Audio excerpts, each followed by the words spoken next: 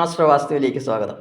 2025 November മാസത്തെ സമ്പൂർണ്ണ മാസഫലത്തെക്കുറിച്ചാണ് ഇന്ന് ഞാൻ സംസാരിക്കുന്നത്.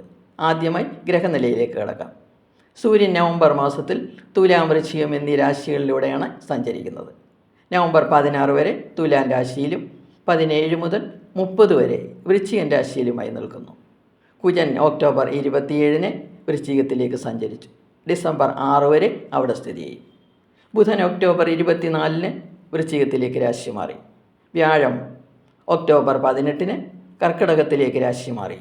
ഡിസംബർ 5 തിരികെ മിഥുനത്തിലേക്ക് രാശിമാറ്റം നടത്തും. ശുക്രൻ നവംബർ 25 വരെ തുലാം രാശിയിലും ശേഷം വൃശ്ചികത്തിലും സ്ഥിതി ചെയ്യും.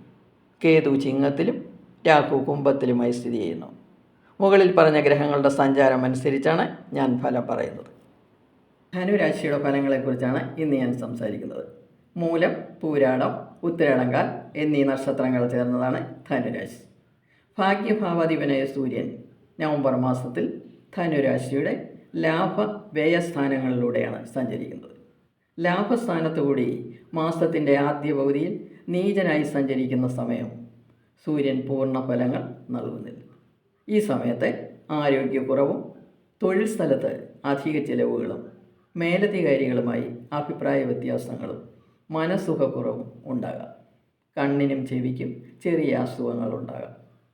പിതാവിൻ്റെ ആരോഗ്യത്തിൽ പ്രത്യേകം ശ്രദ്ധിക്കണം. മാസത്തിൻ്റെ രണ്ടാം പകുതിയിൽ വ്യയസ്ഥാനത്ത് സഞ്ചരിക്കുന്ന സൂര്യനും ഗുണഫലങ്ങൾ വലുതായി നൽകുന്നില്ല. വിദേശ യാത്ര ചെയ്യാൻ ആഗ്രഹിക്കുന്നവർക്ക് ഈ സമയം അനുകൂലമായിരിക്കും. അനാവശ്യ ചിലവുകൾ ഉണ്ടാകാം. വീഴ്ചകൾ ഉണ്ടാകാതെ ഈ സമയത്ത് സൂക്ഷിക്കണം. കാലുകളിൽ വേദന ഉണ്ടാകാം. കർമ്മഭാവാധിപനായ ബുധൻ ഒക്ടോബർ 24 ധനുരാശിയുടെ 12ാം ഭാവത്തിലേക്ക് രാശി മാറി. നവംബർ 23 വരെ അവിടെ സ്ഥിതി ചെയ്യും. 12ാം ഭാവത്തിൽ സഞ്ചരിക്കുന്ന കർമ്മഭാവാധിപനായ ബുധൻ അനുകൂല ഫലങ്ങൾ നൽകുന്നില്ല. കർമ്മരംഗത്ത് കൂടുതൽ ശ്രദ്ധ കൊടുക്കേണ്ടുന്ന സമയമാണ്.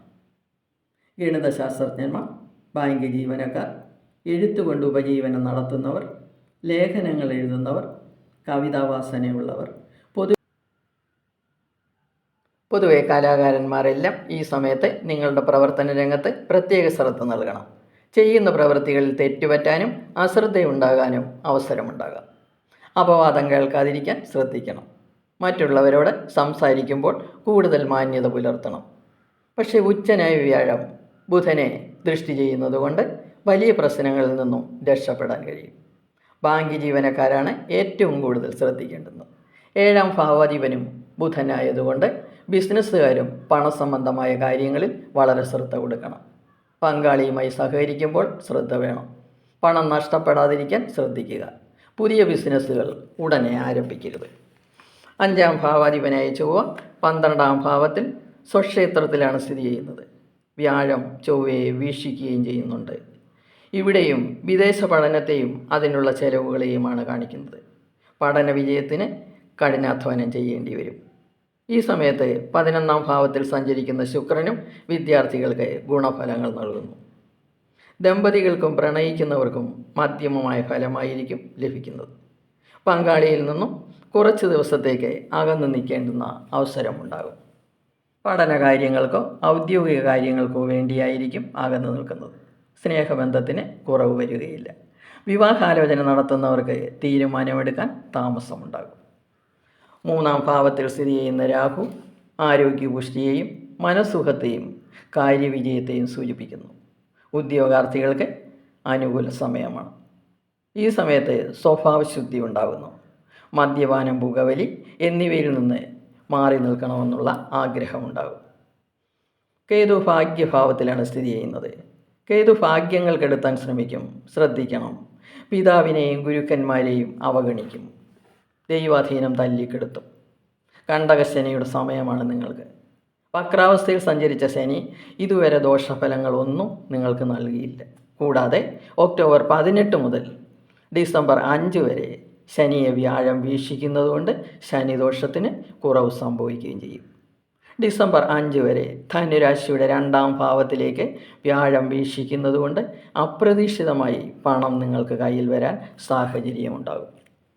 ഒക്ടോബർ 18 വ്യാഴം നിങ്ങളുടെ അഷ്ടമഭാവത്തിൽ ഉച്ചനായ വ്യാഴം ദോഷഫലങ്ങൾ നൽകുകയില്ല, പകരം ഗുണഫലങ്ങളാണ് നൽകുന്നത്. കൂടാതെ വ്യാഴം ഉച്ചനായി സ്ഥിതി ചെയ്തുകൊണ്ട് ധനുരാശിയുടെ 2, 12, 4 എന്നീ ഭാവങ്ങളിലേക്ക് ദൃഷ്ടി ചെയ്യുന്നു. ഇത് പെട്ടെന്നുള്ള ധനവരവിനെയും കുടുംബസുഖത്തെയും പുതിയ നിക്ഷേപങ്ങളെയും സൂചിപ്പിക്കുന്നു.